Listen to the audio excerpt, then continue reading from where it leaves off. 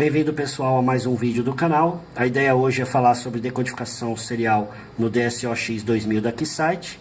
E com isso a gente encerra aí esse ciclo de comparação entre os osciloscópios. Quem tiver interessado em saber mais sobre os outros, dá uma procuradinha aí no canal que você vai encontrar outros vídeos falando de recursos e comparando alguns osciloscópios. Talvez valha a pena aí dar uma olhadinha. Na primeira parte desse vídeo eu queria só introduzir a vocês rapidamente uma coisa que eu achei muito legal nesse osciloscópio, que são os sinais de treinamento. Isso não é comum em todo osciloscópio, né? Normalmente o sinal que você tem ali para ajuste é basicamente um sinal quadrado para você fazer a compensação das pontas de prova, né? Nesse osciloscópio especificamente, você tem aqui duas saídas, né? Um funciona como ajuste de probe, né? Que é esse sinal quadrado que a gente está vendo, e você tem um outro também, né? Quando você habilita os sinais de treinamento, esses dois sinais mudam de comportamento. Então, para habilitar os sinais de treinamento, você vem no menu Help e aqui em Training Signals, certo? E aí eu vou habilitar então aqui a saída. Ok, habilitei aqui a saída, e aí você tem uma série de tipos diferentes. Vamos lá procurar outros sinais e mostrar o sinal que a gente quer ver. Então tem uma variedade imensa, né, de possibilidades aqui, e um deles que nos interessa nesse momento é o I2C. Então escolhi aqui o I2C, ajustando um pouco da base de tempo, você vê que na verdade são alguns pacotes que estão chegando aí, né? Então vamos agora para a parte mesmo de decodificação serial. A gente habilita o serial, você vê aqui que ele aparece aqui. Um ponto negativo que eu achei aqui, eu não consegui nem mexer a posição de onde a informação do barramento aparece, nem aumentar a largura dessa informação. Se eu estiver fazendo alguma coisa errada e alguém souber, por favor me fala, mas eu realmente não consegui mexer nisso, né? E aí você configura, então assim... parando aqui rapidamente só para a gente ver quem é o clock, ó, a gente vê que o de baixo é o clock, então o canal 2 é o clock. Vamos selecionar aqui, canal 2 para ser o clock, ok? A gente configura aqui também o limiar ali já está mais ou menos no meio do sinal. O dado já ficou no canal 1, e a gente vai setar então o limiar do dado, também já está mais ou menos no meio do canal. Aqui a gente pegou bastante informação, aqui a gente tem 100 milissegundos de escala, a gente tem aproximadamente aí 1 segundo de dados amostrados, e aí você vê que não é problema, ele faz toda a decodificação do sinal. Então vamos lá, outra peculiaridade interessante desse osciloscópio é que se você parar a amostragem e for habilitar a decodificação serial depois, né, você vê que aqui ele já está habilitado, ele não consegue decodificar, né? Ele precisa que a decodificação serial esteja habilitada antes, né? De forma que quando você pare a aquisição dos sinais, aquela decodificação já estava sendo feita, e aí ela congela e você pode ver, tá certo? É uma peculiaridade nos demais osciloscópios, e você poderia, como eles fazem por software, né, a qualquer momento você poderia habilitar a decodificação, ele vê a informação na tela e decodifica. Nesse caso aqui, provavelmente porque ele faz isso por hardware, você precisa que esse recurso esteja habilitado antes. Outra coisa interessante também que a gente pode notar é que quando você habilita a decodificação serial, ele consome parte da memória de aquisição, né? Então você vê que sem a serial habilitada, ele está fazendo uma amostragem desse sinal especificamente aqui a 100 megasamples. Quando você habilita a serial, essa taxa de amostragem cai. Mesmo com essa diminuição da memória de aquisição, a taxa resultante ainda é uma taxa capaz de te dar aí aproximadamente 4 segundos de informação para serem processadas com esse tipo de sinal. Quer dizer, mesmo você tendo uma diminuição da memória de amostragem, a performance é muito semelhante, por exemplo, ao do Tektronix, que não tem essa perda, né? Ele não consome memória de aquisição usando decodificação serial, por exemplo, mas que no final das contas ele também só consegue decodificar os mesmos 4 segundos, acaba ficando muito lento quando você coloca tempos maiores do que esses.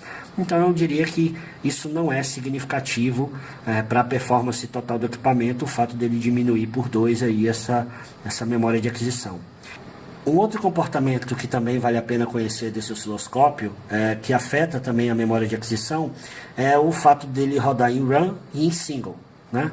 Quando ele está rodando em run, ele consome parte da memória de aquisição para alguma questão de cálculo de parâmetros que ele tem que apresentar na tela ou algo assim. Então, se você está em run e simplesmente para, né, você vê que você tem a sua informação e você teve essa informação a 50 megasamples.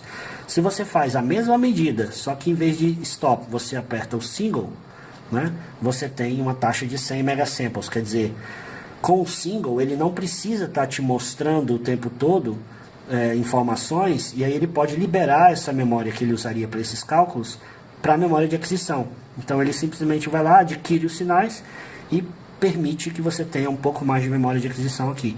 Então vale a pena essa dica. No meu osciloscópio anterior eu não tinha esse comportamento, então eu estava muito habituado a simplesmente dar start-stop, né, run-stop, e com esse osciloscópio eu tive que me habituar a usar mais o single. Então aqui um outro recurso interessante é o lister, né, que é a lista de eventos. Então eu vou dar um single aqui, né, para ter uma melhor captura dos dados. E aí eu tenho aqui na tela a informação. Aqui eu já não consigo ver, tá vendo? No Rigol a gente via que sem ver o sinal na tela, você não conseguia abrir uma lista válida. Aqui não, ó. Aqui você vê que eu não vejo direito o sinal, quer dizer, tá tudo muito junto aqui, ele não tem resolução para mostrar muito bem, mas na lista de eventos está tudo certo. Então a lista é isso, né? Você vê que a lista está completa, aqui ele te mostra mais ou menos, né, na posição central aqui, de onde aparece esse aqui, né, que você tem a setinha, então esse cara está mais ou menos por aqui, e você vai indo, tá vendo, tá vendo, tá vendo? Você chega no último, por exemplo, ele já pulou para cá, né? Você pode configurar, por exemplo, para que ele dê um alto zoom, à medida que você navega na lista, ele vai ampliando aqui a informação.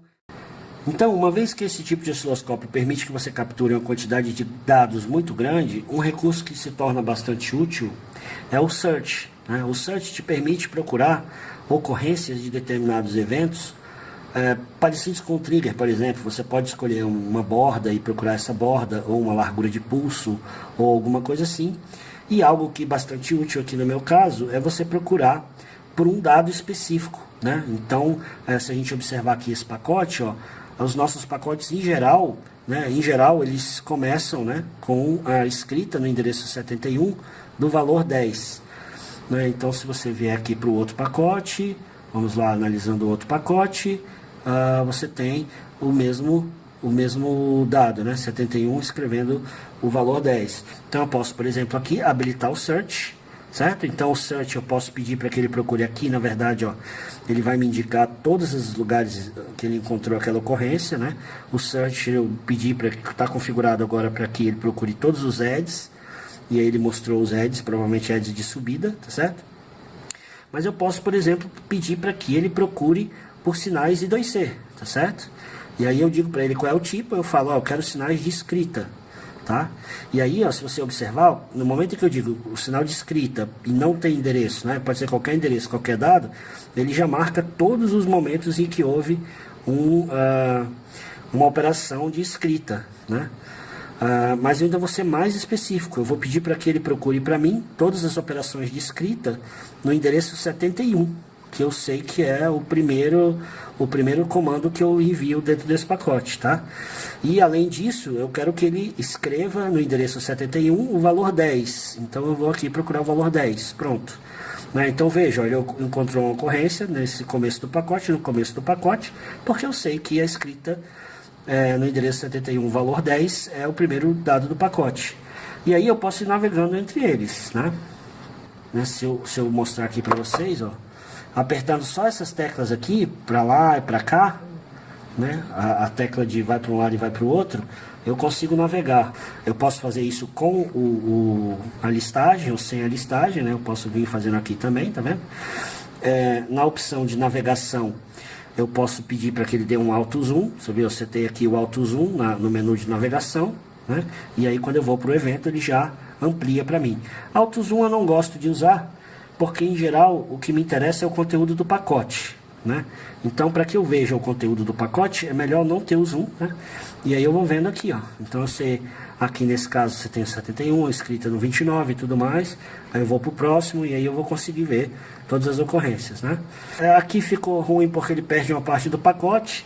Para resolver isso eu posso vir aqui então no menu horizontal e pedir para ele usar a referência left, né? E aí eu vejo um pouco mais de informação sobre o pacote. Esse tipo de abordagem é a abordagem que eu uso, né? Você pode também usar o zoom, né, em conjunto com isso, né? Então você vai vendo aqui, por exemplo, as regiões de interesse.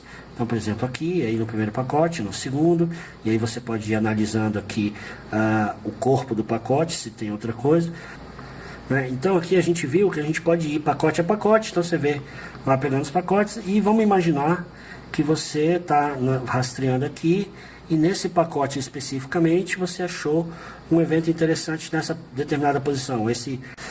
O que você pode fazer é habilitar o search e você seta o evento, tá certo? Então, ó, observe que quando eu aperto aqui a tecla que seria o equivalente ao stop e a configuração do search está habilitada nesse momento, quando eu aperto o search ele me configura aqui um ponto de search, né? Então, ó, aqui dentro do meu pacote, você vê, ó, os pacotes normalmente aqui estão marcados só com o primeiro dado, e naquele pacote que tem ocorrência eu botei um marcador lá. Então eu consigo ir para aquele momento, ó, tá vendo? Então aqui, ó, tô vendo aquele momento lá, tá vendo? Então isso é bem interessante, né? Essa possibilidade de você marcar os pontos de search ou pedir para que ele procure eventos específicos de search. Acho que um search desse tipo vai ajudar muito.